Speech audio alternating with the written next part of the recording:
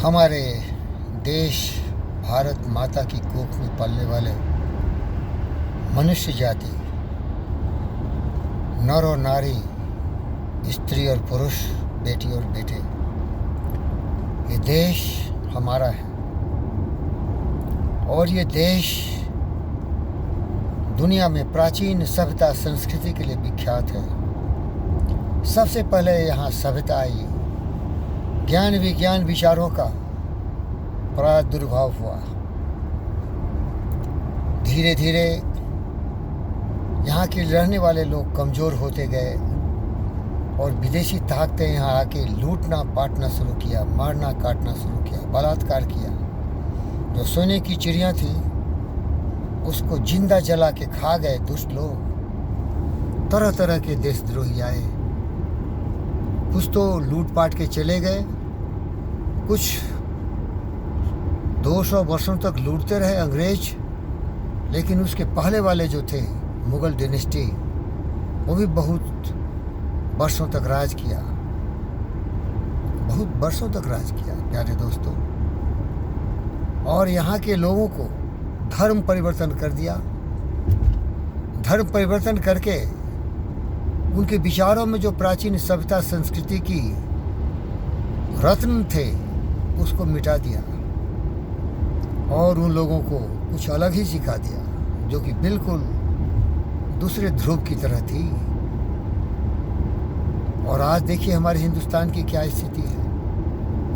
जनसंख्या इतनी तीव्र गति से बढ़ रही है कि अगर हम सुधरे नहीं तो कुछ वर्षों में 300 करोड़ के आसपास हिंदुस्तान की जनसंख्या हो जाएगी। इसमें योगदान सबसे ज़्यादा जो इस्लामिक रिलीजन के लोग हैं उनका है।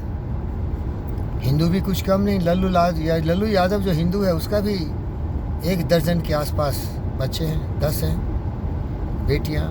2 बेटे के लिए उन्होंने प्रजनन तंत्र को प्रयोग करते रहे और देश के लिए दुर्भाग्यपूर्ण स्थिति पैदा कर दिया।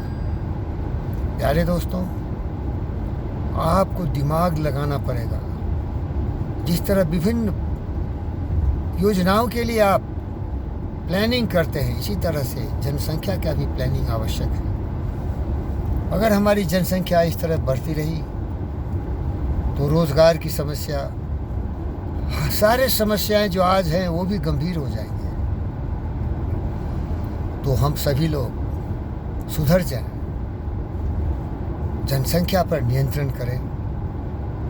और अगर लोग सुधरना नहीं चाहते, क्योंकि मैंने सुना है कुछ भटके हुए जो किसी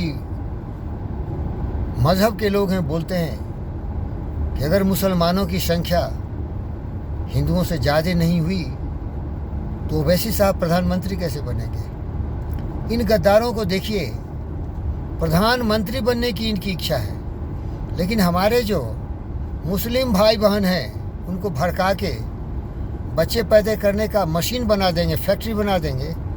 लेकिन उनके लिए चिंता नहीं इनको।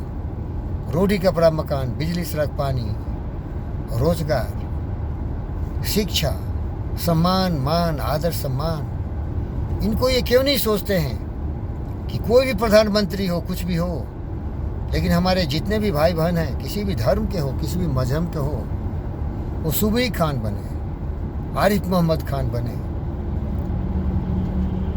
शहजाद बने, अब्दुल रहीम बने, अब्दुल कलाम बने, मीन्स गुणवत्ता से पूर्ण महान व्यक्ति बने और भारत माता को अपना देश समझे। लेकिन ये गद्दार स्वार्थ की राजनीति करने वाले, हिंदू हो या मुसलमान हो, क्योंकि 2 ही है, एक सबसे ज़्यादा 100 करोड़ के आसपास, दूसरा 30-40 करोड़ के आसपास है। ये सारे लोग स्वार्थ में बंधे हुए हैं। देशभक्ति की भावना इनमें है ही नहीं, स्वार्थ की भावना है। प्रधानमंत्री बनने की चिंता है,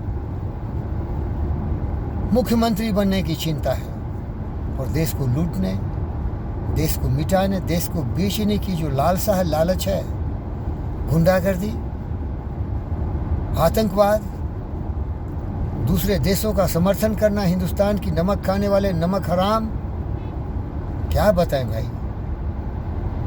वो सुधर सकते हैं, लेकिन बचपन से इसकी प्रशिक्षण होनी चाहिए, शिक्षा देनी चाहिए। माँ बाप से सीखना चाहिए कि वसुधैव कुटुंबकम, पूरी पृथ्वी अपना परिवार है, सबको प्यार करो, सम्मान करो, आदर करो, और सबसे पहले खुद को सम्मानित करो। ज्ञानवान, विचारवान, बुद्धिमान बन जाओ। सत्य, न्याय, प्रेम, शांति, अहिंसा, करुणा, दया, प्रेम की प्रवाह में बह जाओ। लोगों से प्रेम करना सीखो। ये सबसे बड़ी चीज़ है। देश तुम्हारा सबसे सर्वोत्तम है। राष्ट्र प्रथम, राष्ट्र हित प्रथम है। धर्म का कोई अस्तित्व नहीं होता। धर्म का मतलब है सत्य, और जो बता दिया आप सबों को, सत्य यही है कि खुद जियो, दूसरों को जीने दो। किसी की हत्या मत करो, हिंसा मत करो, लड़ाई झगड़े मत करो।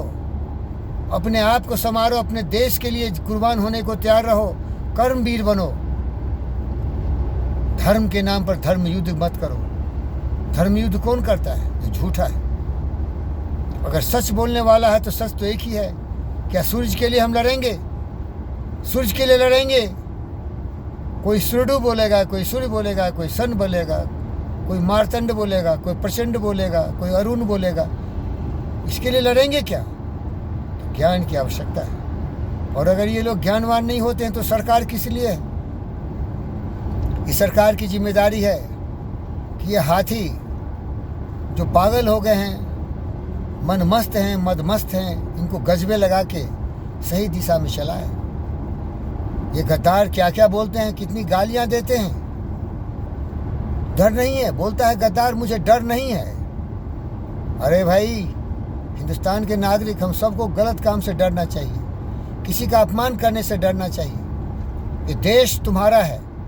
ये देश की जो पद्धति है उसमें तुम्हें शामिल होना ही पड़ेगा, क्योंकि यहाँ प्रजातंत्र है। इसीलिए जो प्रजातंत्र में वोट की राजनीति करने वाले, हर राजनीति दल को जनता का समर्थन चाहिए, तो डरपोक डर डर के कदम उठाते हैं। डर डर के कदम उठाते हैं भाई, डर डर के कदम उठाते हैं। साहस नहीं है। लेकिन कुछ अलग हट के करना चाहिए। देश हित में सब जायज़ है। देश हित में सब जायज़ है भाई। हमारी बहन इंदिरा गांधी जी भ्रम में पड़ गई और देश हित में इमरजेंसी लगा दिया था। थोड़ी गलती हुई थी उनसे, क्योंकि वो तानाशाह प्रवृत्ति की महिला थी। लेकिन अगर हमें तानाशाह बनना है देश हित में, जनसंख्या पर नियंत्रण करना है देश हित में, यूनिफॉर्म सिविल कोड लाना है देश हित में, 3 तलाक हटाना है देश हित में, जो देश हित में है उसके लिए करना पड़ेगा भाई। और सुप्रीम कोर्ट की भी सजग होनी चाहिए देश हित में, उसको भी निर्णय लेना ही पड़ेगा। सबको एक साथ मिलना पड़ेगा। और जो सबसे बड़ा ज्ञान है, आप बोल दोगे मैं मोदी का दोस्त हूँ। अरे भाई, मैं सबका दोस्त हूँ जो सच बोलता हो, जो देश के लिए जीता हो, देश के लिए मरता हो, जिसकी छवि भगत सिंह, चंद्रशेखर, सुभाष चंद्र बोस की हो, जिसकी छवि छत्रपति शिवाजी महाराज, महाराणा प्रताप की हो, जो हिंदुस्तान का नमक खाता हो, हिंदुस्तानी हो, उसके लिए मैं उसी बात ही बोलूँगा ना। क्योंकि यही नारा है, वसुधैव कुटुंबकम आत्मा सर्वभूतेषु सर्वभूतेषु सुखिनः। और मोदी जी ने उसको बहुत सरल भाषा में बोल दिया। सबका साथ, सबका विकास, सबका विश्वास, सबका प्रयास। ये देश के गद्दारों, जो देश के साथ नमक हरामी करते हो, इस देश में रह के इसकी सभ्यता संस्कृति का अपमान करते हो, जिस दिन भड़क जाएगा ये, तो तुम कुछ नहीं कर सकते। तुम दंगे करवा सकते हो, दिल्ली के दंगे, पूरे देश में दंगे करवा सकते हो। लेकिन अगर कोई शक्तिशाली शासक हो तो उस देश की सेना है 20 लाख के आसपास। लोग 14 लाख बोलते हैं, लेकिन मैं बताता हूँ और कुछ सेना है जो सब एक साथ जुड़ जाएंगे ना, तो देश हित में तुम्हें आना ही पड़ेगा। नहीं तो देश में रहने के लिए तुम मजबूर कर दिए जाओगे, भगा दिए जाओगे यहाँ से। वो कोई भी हो, लल्लू यादव हो, मुलायम यादव हो, राकेश यादव हो, राहुल गांधी हो। देश में रहते हो, देश की बात करो। देश में रहते हो, पब्लिक को गुमराह मत करो। हम सब एक हैं, हम सब एक हैं। एकता की बंधन में बंध जाओ। देश को तोड़ने की, भड़काने की, भटकाने की, देश के दुश्मनों के साथ साठ गांठ करके देश को कमज़ोर करने की ये प्रवृत्ति मोदी जैसा ही है महापुरुष जो सोच सकता है। अरे मोदी को बोलता हूँ अलेक्जेंडर दी ग्रेट नहीं, नरेंद्र मोदी दी ग्रेट, महान मोदी नरेंद्र। अरे इस छवि का आदमी बनो। ये हिंदू है, हिंदू धर्म का पालन कर रहा है। आप मुसलमान हो, मुसल धर्म का पालन करो। लेकिन ये राष्ट्र तो किसका है सोच लो, इतिहास देखो। क्या बताऊं भाई, शांति से जीने में ही मजा है ना, आनंद से जियो ना मिलजुल के। हम तो गले लगाते हैं। और एक चीज बता दे रहा हूं, ना हिंदू अच्छा ना मुसलमान अच्छा, एक इंसान अच्छा। गिना दिया ना तुम्हें, गिना दिया ना कितने अच्छे हिंदू थे, कितने अच्छे मुसलमान थे। ये भटके हुए जो लोग हैं ना, जो देश के दुश्मन है, वही खतरा है देश के लिए। हमारे तो इतने अच्छे अच्छे मुसलमान हैं भाई, नाम तो गिना दो, दोबारा गिनाता हूँ। सुबही खान, आरिफ मोहम्मद खान, अब्दुल हमीद, शहजाद, गिनाऊंगा ना तो 100 दिन तक यही बोलता रहूँगा, इतने अच्छे अच्छे मुसलमान हैं और उतने ही अच्छे हिंदू हैं। लेकिन अगर मैं गिनाऊँ ना हिंदू में कलंक, मणिशंकर अय्यर देखो गद्दार, पाकिस्तान में जाके बोलता है मोदी को मरवा दो। और कितने लल्लू यादव देखो गद्दार, ब्राह्मणों को मारा, क्षत्रियों को मारा, राजपूतों को मारा, मंडल कमीशन लगाया। अरे हिंदुस्तान में रहने वाला हर बालक बालिका को रोटी कपड़ा मकान बिजली सड़क पानी चाहिए ना, कि अपने जाति वाले को दे दोगे, अपने धर्म वाले को दे दोगे। ये मजहबी और जातिवादी गद्दार देश के दुश्मन, अरे सब हमारे हैं, हम सबके हैं। ये भावना पैदा करो ना। पूजा पाठ बंद कर दो, कहीं भी मत जाओ, सिजदा भी बंद कर दो, लेकिन प्यार कर लोगे ना, समझदारी आ जाएगी ना सच्ची, तो वही सच्ची पूजा है। हमारे विचार हैं वही सबसे सर्वोत्तम है। धन्यवाद।